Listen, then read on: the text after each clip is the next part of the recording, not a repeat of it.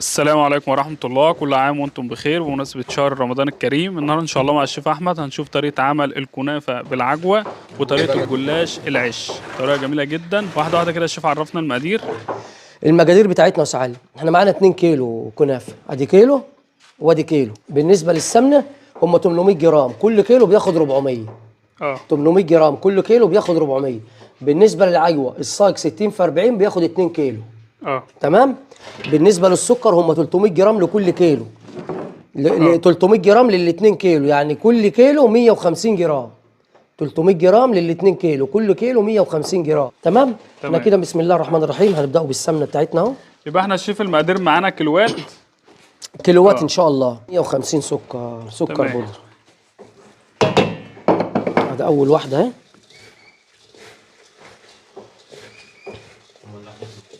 طيب احنا وسعال لو عايزين مثلا الكنافه ده نعملوها باللون ده، اه هنعمله ايه؟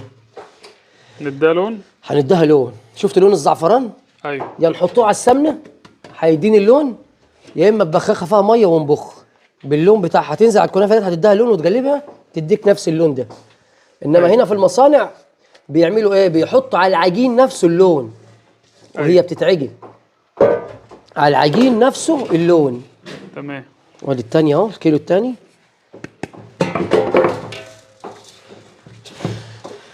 بص يا باشا،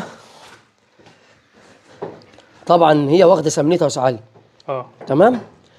انا ممكن برضو نيجي هنا قبل ما نحط دي كده نديها سمنة. ونديها سمنه في الصاج. تمام.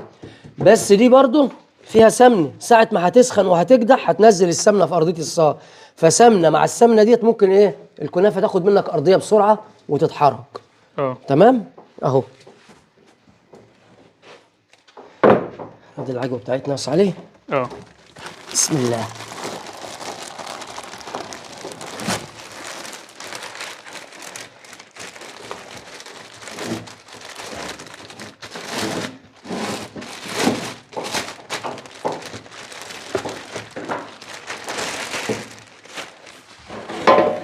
اللهم صل على النبي.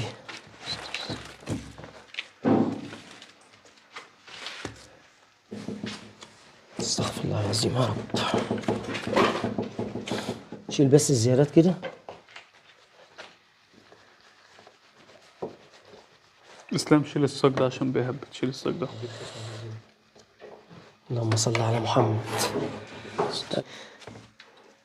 طبعا انت عارف ان الجوانتي 3 اكس وانا ايدي لارج.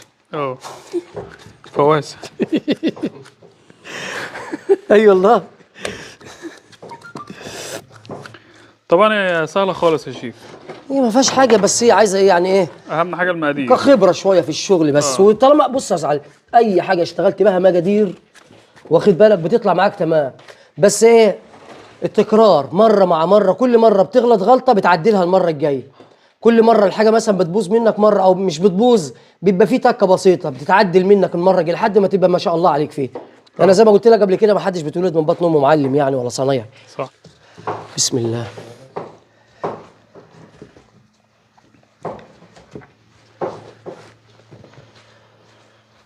كده برضو طبقة الكنافة المانجا اهوت الشيف هيسويها ويضغطها كويس وبعد كده يدخلها الفرن.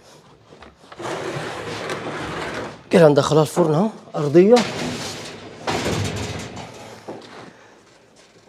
كده الكنافة اهي بعد ما طلعت من الفرن. طبعا معانا الشربات دافي والكنافة سخنة لسه طالعة. الشيف كده بيديها الشربات اهوت، لازم يديها على الجنبين يعني طبعا ما بتتصفاش، تاخد الشربات وخلاص على كده. كده بقى الشيف احمد هيبدأ في الجلاش العش. بص يا سعالي صلى على النبي. بص احنا بنقطعه كده اهو، دي كده بنيجي جايبها كده اهو اه اهو.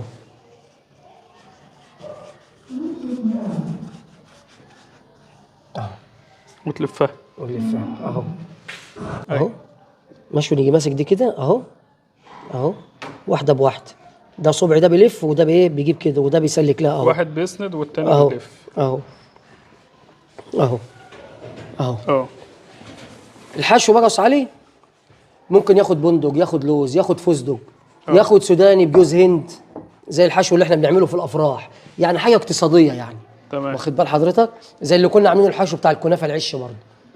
واخد بال حضرتك؟ هيبقى عباره عن ايه الحشو هي ده عباره يا عن شيف؟ سوداني على جوز هند على سكر على فانيليا على روح موز على روح برتقال على سمنه. تاني سوداني مطحون. تمام؟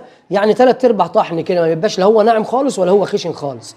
وفي ناس بتحط حبايتين سوداني سلام زي ما هم كده صحيح. اهو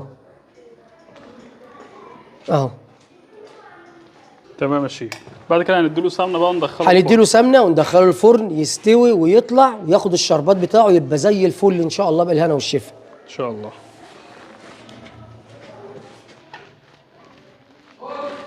كده الشيف احمد بيكمل اهو بيضيف الحشو. شايف كده يا علي؟ تاخد سمنه بزياده بتشرب وتنزل على تحت اهي. تمام. ده بالذات بنديله سمنه بزياده ليه؟ لان اللقمه محمله شويه. واخد بالك؟ فلازم تاخد سمنه بزياده عشان تستوي. ايوه. وتبقى اللقمه ايه؟ السمنه محوطاها من كل مكان كده من كل ناحيه. ايوه. بحيث بعد ما تستوي تاخد الوش الذهبي بتاعها. واخد بالك؟ نيجي مطلعها مصفيها تبرد تاخد الشربات. يا هو يكون دافي والشربات بارد، يا اما الشربات بارد وهي دافيه. حاجه عكس حاجه. ليه بقى؟ عشان الشربات لما بيكون دافي او هو بارد واللقمه دافيه، واخد بالك؟ بيتغلغل جوه اللقمه تشرب. أيوة. تشرب وتبجل كده تشرب بزياده. انما لو هي بارده واللقمه بارده مش هتشرب ازاي؟ صح. لازم حاجه دافيه منه بس مش سخنه، دافيه. وطبعا زي ما قلنا شربات الجلاش غير وهو شربات الكنافه غير شربات البسبوسه. ايوه. شربات الجلاش لو كيلو سكر نص ميه. تمام؟ 200 جرام 250 كمان ايه؟ عسل جليكوز وليمون. تمام؟ انما شربات البسبوسه الكيلو كيلو على طول، ميه واحد شربات واحد زائد واحد على طول. لانه بيبقى خفيف يا شيخ. طبعا خفيفه البسبوسه خفيفه. وبعدين البسبوسه تطلع من الفرن تاخد شربات على طول. تمام.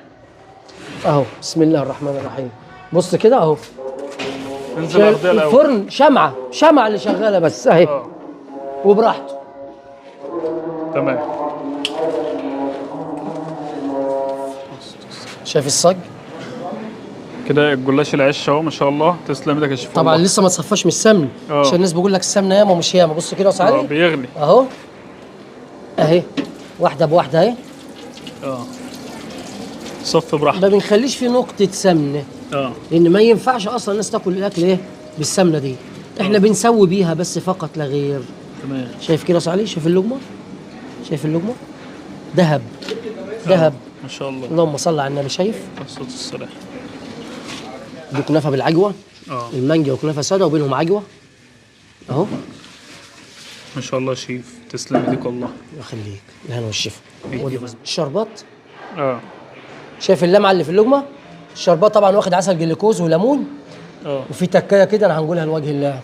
انا جبت برتقانتين كبار قطعتهم وحطيتهم في الشربات وخليتهم يغلي بيه بدل ما نحط روايح برتقال او روح موز. لا انا جبت برتقال طبيعي. يعملوا ايه دول يا شيف؟ بيدي الشربات يخلي طعمه خطير.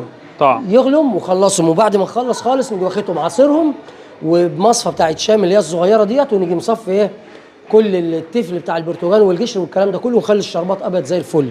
تمام. شايف اهو. شايف اللمعه سعالي اللقمه مكفوله من تحت اهي.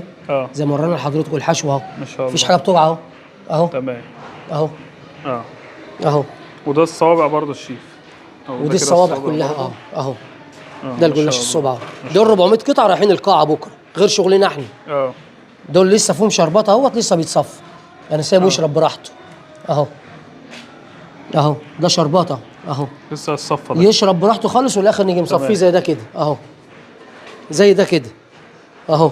تصفيه الشربات برضه. ده في شربات وبالصف اهو. اللقمه كده شربت وشبعت وطعمها زي الفل. صفي خالص وبعد كده نشيله ونجيب غيره.